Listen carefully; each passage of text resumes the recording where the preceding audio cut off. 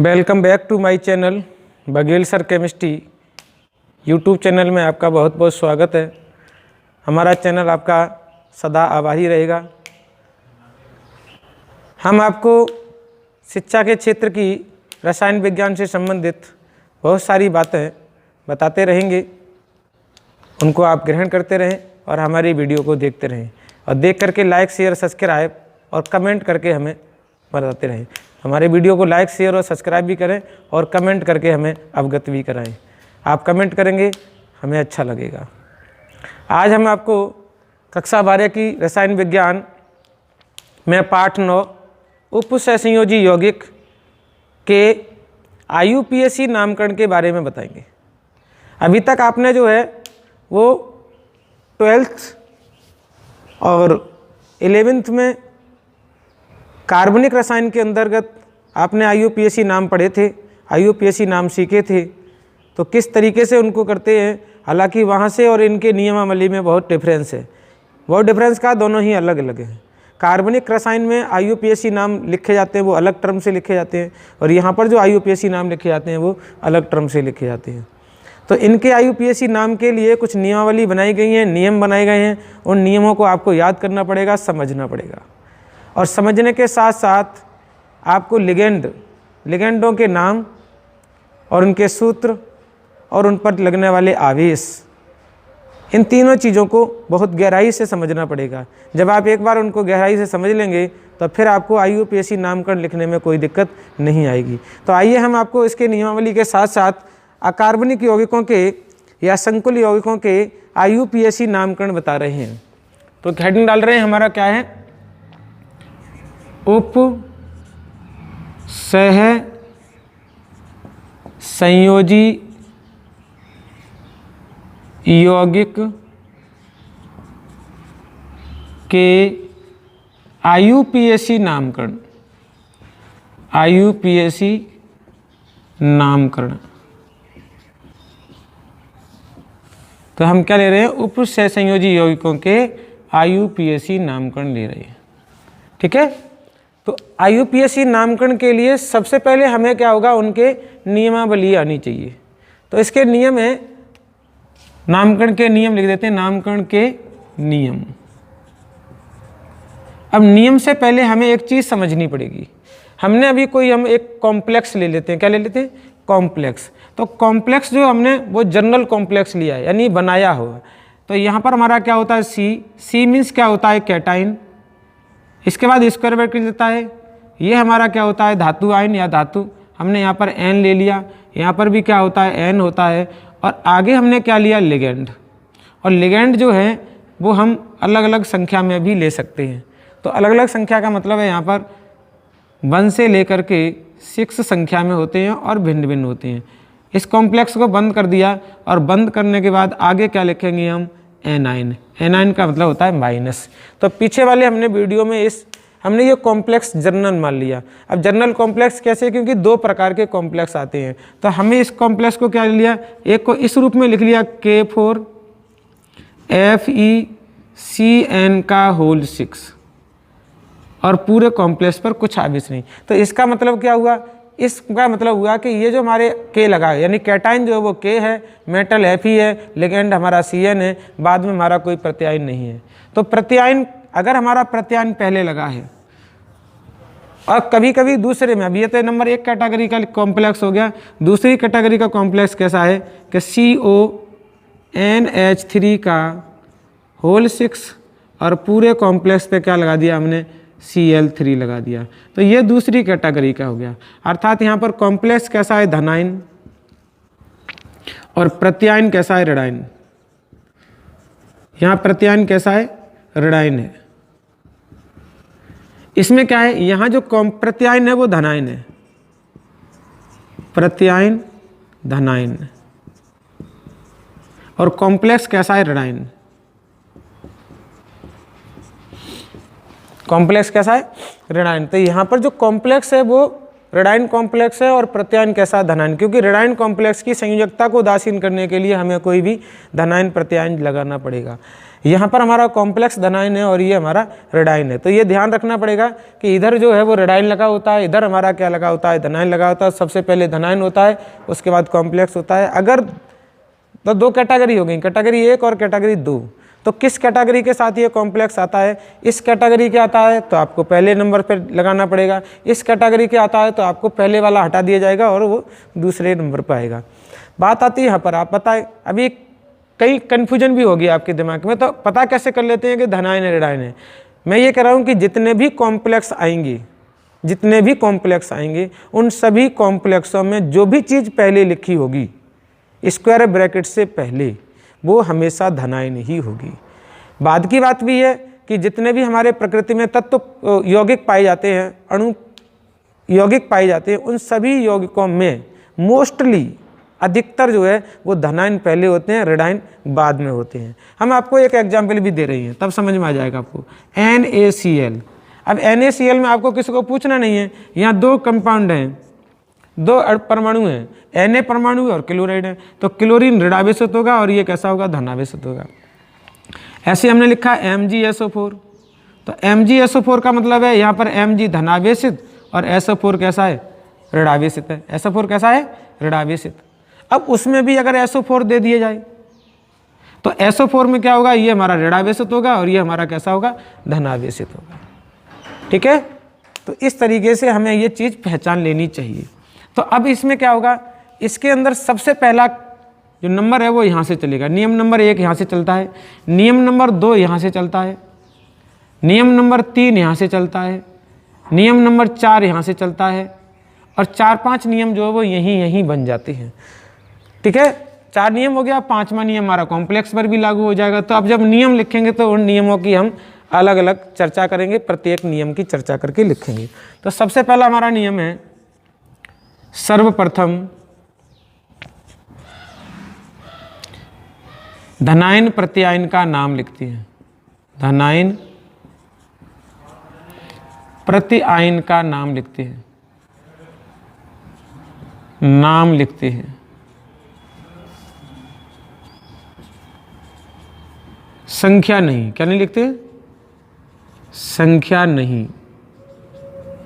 तो हमने क्या किया, सबसे पहले धनायन प्रत्यायन का नाम लिख लिया, संख्या नहीं लिखी। अब इस कॉम्प्लेक्स के अंदर की बात कर रहे हैं, तो यहाँ देखिए क्या है, पोटेशियम। तो हमने सबसे पहले नाम क्या लिखा, पोटेशियम, क्योंकि हमारा नियम नंबर जो है वो 1 यहाँ से लागू होता है। पोटेशियम, संख्या 4 है, हमें संख्या नहीं लिखनी है, संख्या नहीं लिखनी है। दूसरा नियम क्या आता है, लिगेंड का नाम लिखते हैं, लिगेंड का IUPAC नाम लिखते हैं। पीछे सारणी बनाई है, वो सारणी में आप देखेंगे IUPAC नाम लिखते हैं।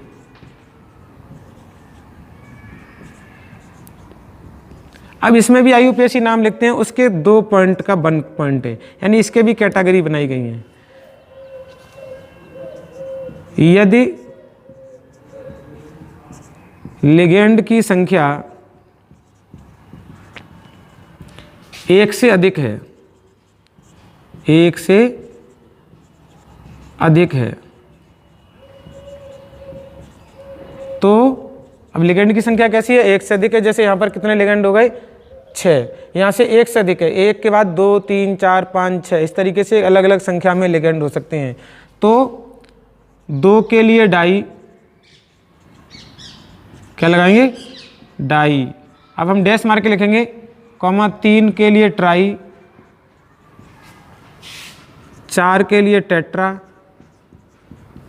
5 के लिए पेंटा, 6 के लिए हेक्सा आदि शब्द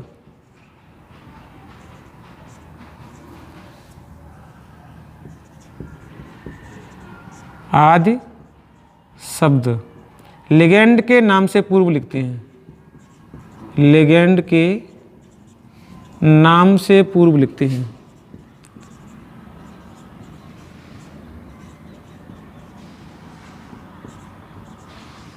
अब लिगेंड के नाम से पूर्व लिखते हैं तो यहाँ पर कितने 6, तो 6 के लिए क्या लगाएंगे हेक्सा, क्या लगाएंगे हेक्सा।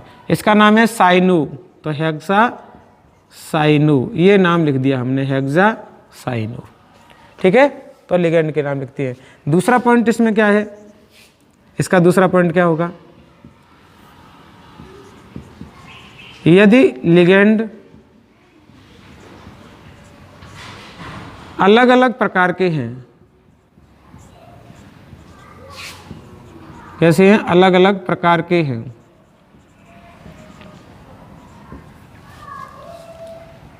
तो उनके नाम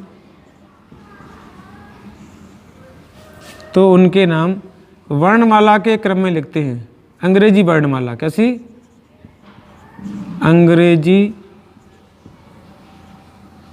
वर्णमाला के क्रम में लिखते हैं, के क्रम में लिखते हैं। तो जो नाम ए से शुरू होगा उसे पहले लिखेंगे, जो बी से शुरू होगा उसके बाद लिखेंगे, सी से, ए से, ए बी सी डी के क्रम में लिखते हैं। अच्छा, यहाँ पर भी और बता दें, यही नियम फिर लागू होगा अगर इनके नाम के, इनकी संख्या अलग अलग है, अलग अलग भी हो, संख्या भी अलग अलग है, तो उनके नाम से पहले ये शब्द आपको लगाने पड़ेंगे। ठीक है, अगला क्या है, तीसरा बिंदु इसका, यदि लिगेंड में डाई या ट्राई है, डाई या ट्राई है, तो उनकी संख्या के लिए, तो उनकी संख्या के लिए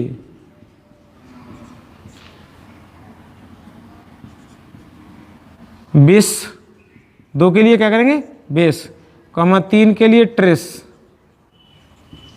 कॉमा 4 के लिए टेट्राकिस,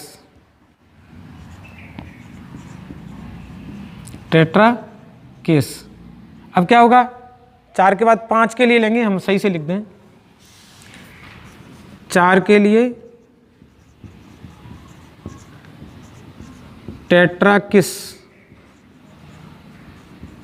अब क्या करना पड़ेगा आपको, 5 के लिए पेंटा, लेकिन ये उपनाम वही जोड़ाएगा, पेंटा किस, शब्द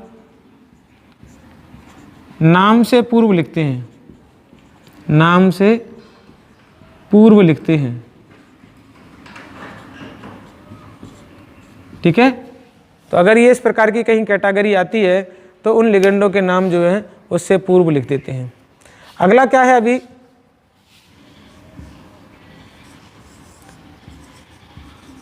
यदि लिगेंड, वैसे से छोड़ दो क्योंकि पीछे हमने बताया उनके नाम ही अलग अलग कर दिए, तो आपको उसकी लिखने की ज़रूरत है नहीं।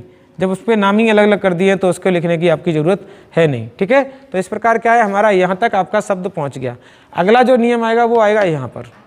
तो हम क्या करते हैं, तीसरे बिंदु में क्या करेंगे, केंद्रीय धातु आयन, धातु अवलिक आयन, धातु आयन का नाम लिखते हैं।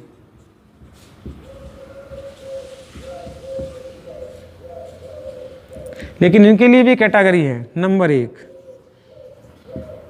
यदि लिगेंड संकुल, यदि संकुल उदासीन या धनावेशित है,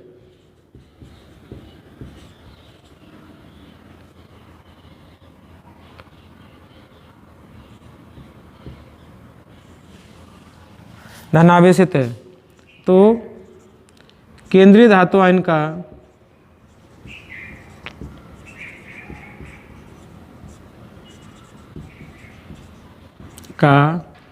नाम लिखते हैं। केंद्रीय धातु आयन का क्या कर देंगे, नाम लिख देंगे।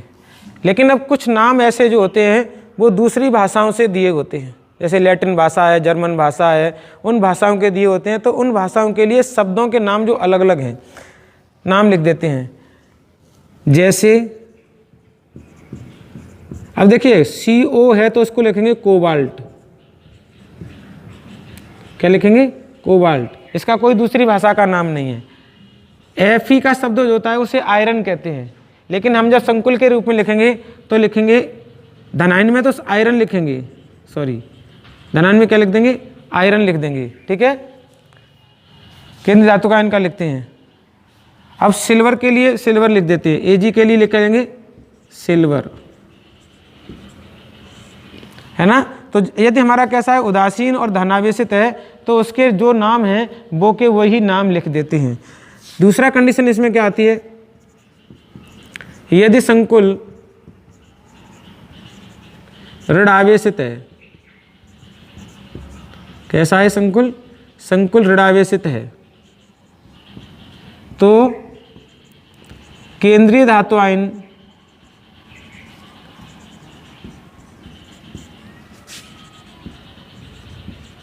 के नाम के अंत में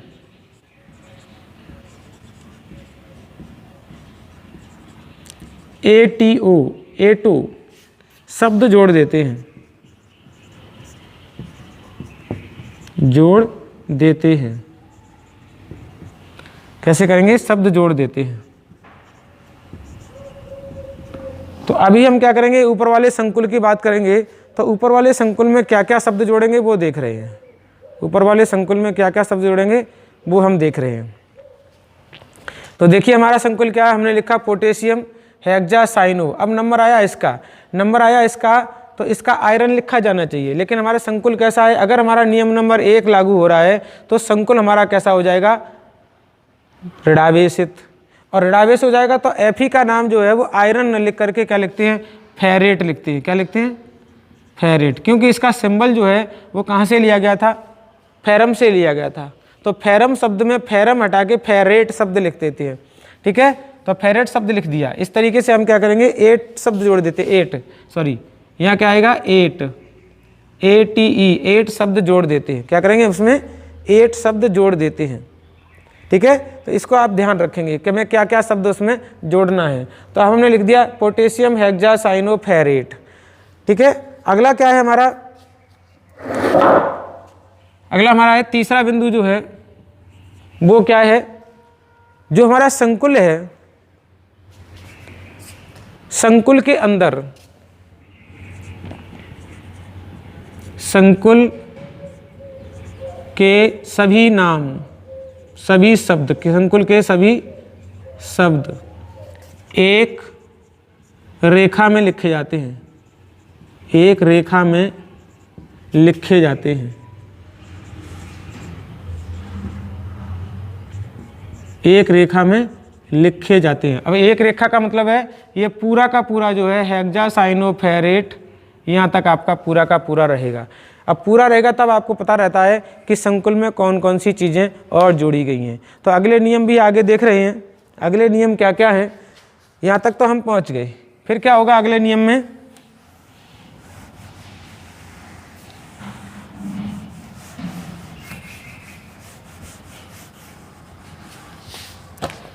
आगे हमारा क्या है, केंद्रीय धातु आयन की ऑक्सीकरण संख्या लिखते हैं। अगला नियम कौन सा आएगा? चौथा, केंद्रीय धातु आयन की ऑक्सीकरण संख्या लिखते हैं। ऑक्सीकरण संख्या छोटे कोष्टक में, कौन से में? छोटे कोष्टक में, कोष्टक में रोमन अंक में लिखते हैं। कौन से में? रोमन अंक में लिखते हैं। अंक में लिखते हैं। तो अब हमारा क्या हुआ? रोमन अंक में लिखते हैं। अब देखिए यहाँ पर जो इसकी ऑक्सीकरण संख्या निकलेगी वो कितनी निकलेगी? 6 माइनस के ये रहे, 4 प्लस के ये रहे, 6 माइनस के में 4 प्लस के कम कर देंगे तो इक्वल टू के उधर जाके तो कितने हो जाएंगे हमारे? प्लस के 2। अब देखिए यहाँ पर ये प्लस के 2, ये प्लस के 4, ये माइनस के 6 इक्वल टू हमारा क्या हो गया, 0 हो गया। तो फेरेट की ऑक्सीकरण संख्या कितनी हो गई, प्लस के 2, और उसे हमने क्या कर दिया, कोष्टक में लिख दिया। तो ये हमारा नाम बन के तैयार हो गया। यदि हमारा संकुल कैसा है, यदि हमारा संकुल जो है वो ऋणावेशित है और नियम नंबर 1 को फॉलो करके चल रहा है। तो नियम नंबर 5 क्या है, नियम नंबर 5 ये है कि यदि प्रत्यायन, यदि प्रत्यायन ऋणायन है, यदि प्रत्यायन कैसा है, ऋणायन है, तो उसका नाम अंत में समूह के रूप में लिखते हैं, समूह के रूप में लिखते हैं।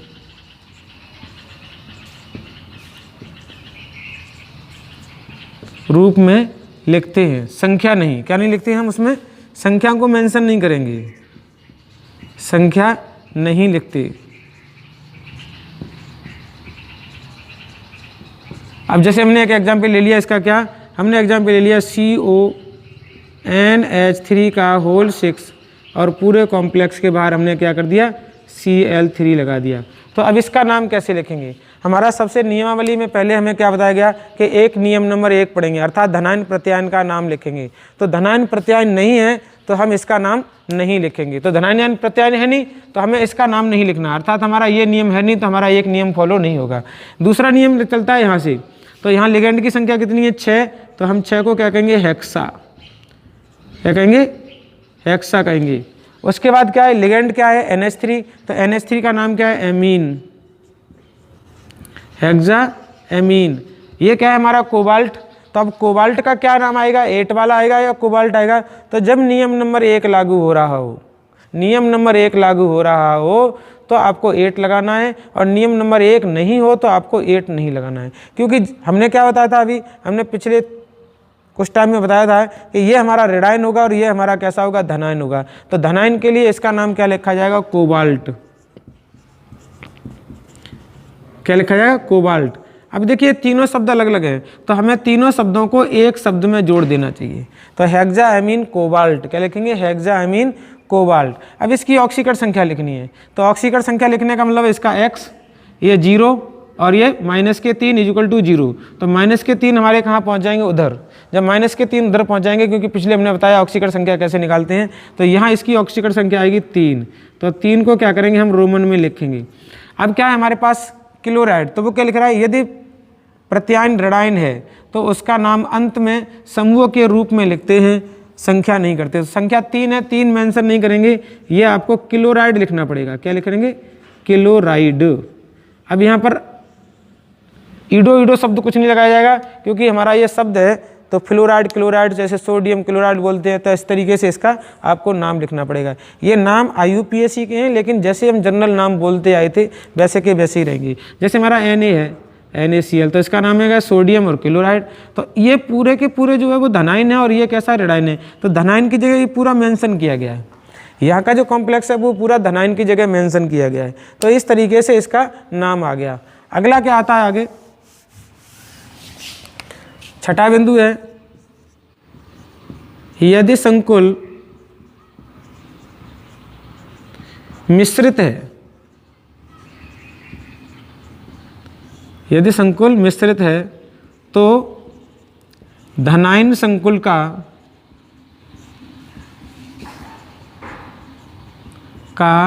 नामकरण पहले करते हैं, नामकरण पहले करते हैं, पहले करते हैं, बाद में ऋणायन प्रत्यायन, ऋणायन संकुल का, बाद में क्या करेंगे, ऋणायन संकुल का करेंगे। तो इसके लिए भी हम आपको एग्जाम्पल एक बता दे रहे हैं, वो क्या लिखा है, इस तरीके से लिखा होगा, PTNH3 का होल 4 और पूरे कॉम्प्लेक्स के बाद दूसरा कॉम्प्लेक्स होगा PTCl4, पूरा कॉम्प्लेक्स बंद कर दिया। तो यहाँ पर क्या है, यहाँ 2 संकुल हैं, एक संकुल हमारा ये रहा और एक संकुल हमारा ये रहा। तो अब इसमें भी क्या होगा, इसमें जो संकुल पहले लिखा होगा ये हमारा पहले नंबर पे लिखा है, फर्स्ट नंबर पे, ये हमारा संकुल सेकंड नंबर पे लिखा है। तो आपको करना कुछ नहीं है, ये धनायन होगा और ये कैसा होगा, ऋणायन होगा। तो ये संकुल कैसा है, धनायन, और ये हमारा संकुल कैसा है, ऋणायन। तो सबसे पहले हमें क्या करना पड़ेगा, हाँ आपको एक बात और बता दूं, इस संकुल में जो केंद्रीय धातु आयन है उनकी ऑक्सीकरण संख्या हमेशा समान आएगी। केंद्रीय धातु आयन बदल सकते हैं, केंद्रीय धातु आयन बदल सकते हैं, लेकिन ऑक्सीकरण संख्याएं दोनों की समान आएंगी। तो हम अभी इसका लिख रहे हैं, तो हम क्या लिखेंगे इसका नाम, सबसे पहले हमें, क्योंकि यहाँ नियम नंबर 1 है नहीं, नियम नंबर 1 नहीं है तो हमें यहाँ से लिखना पड़ेगा। तो 4 का मतलब होता है टेट्रा, NH3 का मतलब होता है एमीन,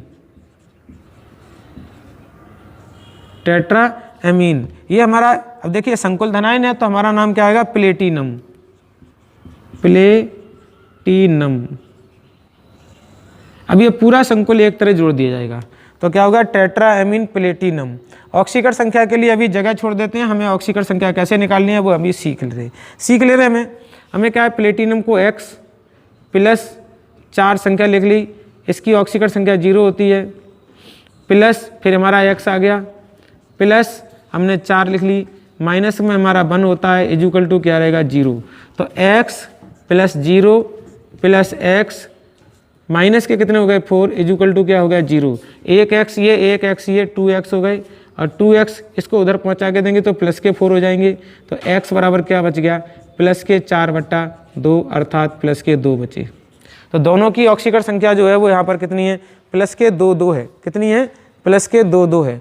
तो अब आपको क्या करना पड़ेगा, निकाल ली हमने ऐसे, तो ऑक्सीकरण संख्या प्लस की 2 हो गई। तो अब क्या किया हमने, यहाँ पर सेकंड लिख दिया, इसका पूरा हो गया, क्योंकि हमारा धनायन है। तो धनायन होने के मतलब ये जो है ये संकुल धनायन है तो ये ऋणायन प्रत्यायन कहलाएगा, इसके रूप अभी जो नीचे बनाया था। अब क्या है, ये संकुल है तो ये हमारा क्या होगा, धनायन प्रत्यायन होगा, अर्थात नियम नंबर 1 लागू होकर के हमने लिख लिया। अब फिर इसका लिखेंगे वही, यहाँ क्या है 4, तो 4 के लिए क्या लिखेंगे, टेट्रा। क्लोरीन है तो क्लोरीडो लिखेंगे, क्या लिखेंगे, क्लोरीडो, क्लोरीडो। इसके बाद हमारा क्या आएगा, प्लेटिनम। अब प्लेटिनम नहीं आएगा, अभी क्या आएगा, यहाँ पर 8 लग जाएगा क्योंकि ऋणावे से संकुल है, तो क्या लिखेंगे, प्लेटिनेट, प्लेटिनेट। अब 8 नहीं आएगा, 8 लगाया था, प्लेटिनेट। आवेश फिर आपको वही पता है, सेकंड लिखना है, तो सेकंड इस तरीके से हमने इनका नाम लिख दिया। ठीक है, तो इस तरीके से हमारा ये 6ठा नियम हो गया। 7वां नियम हमारा क्या है, यदि संकुल ऋणावे से तय, यदि संकुल आयनित है, कैसा है, इसको हटा दे रहे हैं, जगह हमारे पास कम रह जाती है। यदि संकुल आयनित है,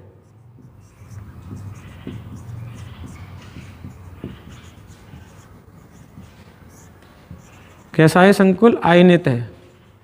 यदि संकुल आयनित है तो, यदि संकुल आयनित है तो पूर्व की भांति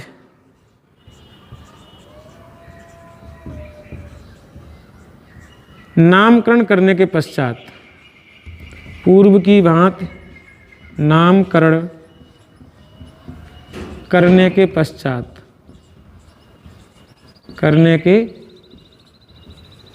पश्चात, बाद में करने के पश्चात आयन शब्द लिख देते हैं, आयन शब्द जोड़ देते हैं।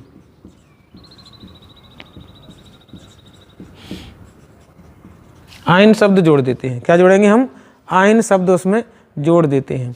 तो आयन शब्द जोड़ेंगे, देखिए कैसे जोड़ेंगे आयन शब्द, है ना।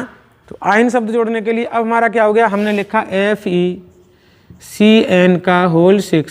पूरे कॉम्प्लेक्स पर कितना लगा दिया, प्लस के माइनस के 2 आवेश, माइनस के 4, है ना। तो अब संकुल, ये भी संकुल है हमारा, ये आयनित संकुल है। तो हमें सबसे पहले क्या है, यहाँ पर नियम नंबर 1 है नहीं तो कोई बात नहीं है, हमें यहाँ लिखना पड़ेगा। तो यहाँ के लिए क्या हो गया, हेक्सा, क्या हो गया, हेक्सा। ये साइनाइड है तो हम क्या लिखेंगे, साइनो,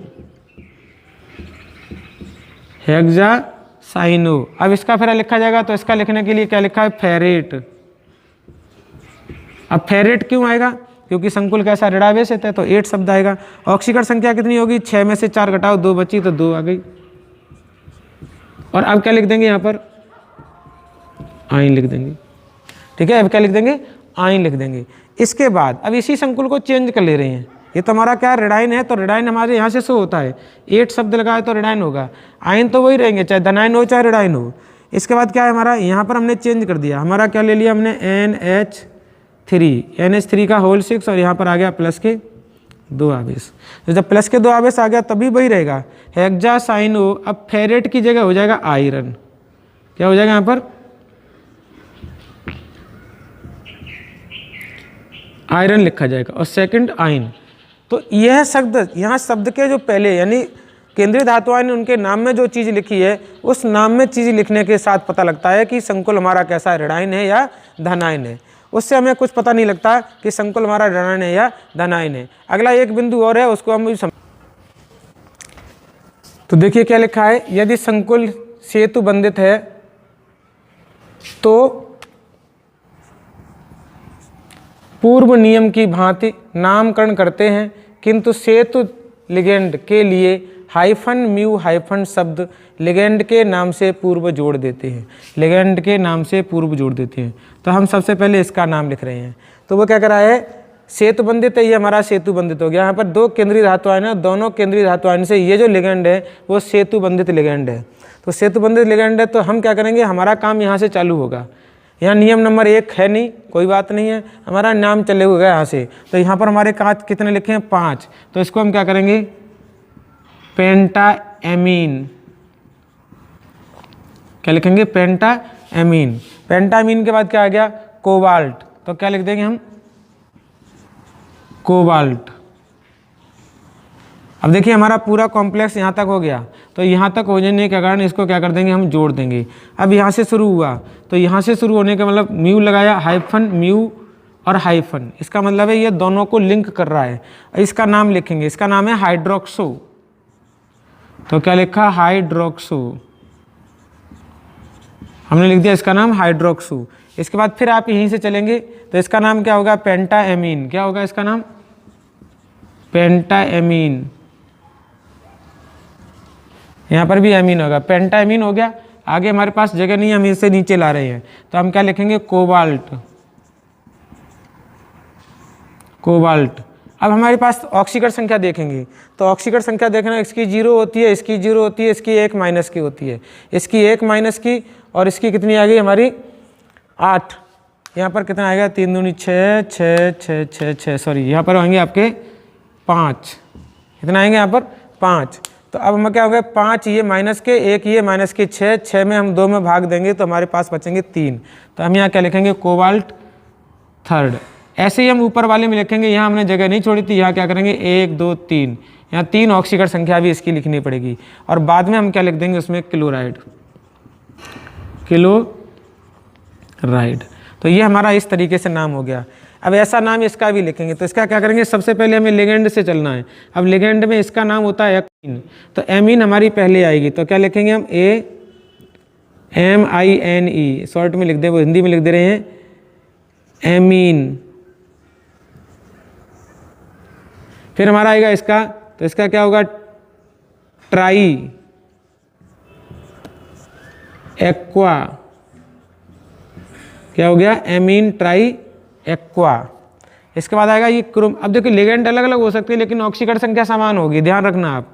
तो यहाँ क्या आएगा, क्रोमीन, क्रोमियम, क्रोमियम, क्रोमियम आ गया। ऑक्सीकरण संख्या देखेंगे तो 1 माइनस का इसका होता है, 1 माइनस का इसका होता है, तो 1 माइनस 1 माइनस 2 माइनस और 4 माइनस ये हुए, तो 4 और 2 6 माइनस, और 6 को उधर पहुंचाएंगे तो प्लस के हो जाएंगे, यानी ऑक्सीकरण संख्या निकाल लेंगे तो हमारे पास क्या बचेगा, 3 बचेगी। अभी हम आपको निकाल के बता देंगे।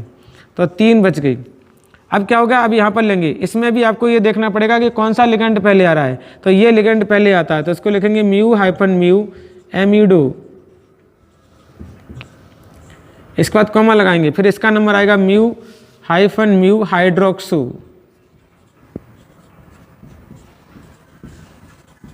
तो यहाँ तक हमारा नाम चलते चलते यहाँ तक आ गए। अब हम आगे चलेंगे, तो आगे चलेंगे फिर हम लिगेंड में लेंगे, क्योंकि हमारे यहाँ पर हेटेरोलिटिक लिगेंड थे, यहाँ पर होमोलिटिक हो गई। तो कोई बात नहीं है, हमारा क्या लिखा, टेट्रा और एमीन। अब वापस हमारे यहाँ कोबाल्ट है, यहाँ क्रोमियम था, यहाँ कोबाल्ट था, कोई बात नहीं, हम यहाँ क्या कर देंगे, कोबाल्ट कर देंगे।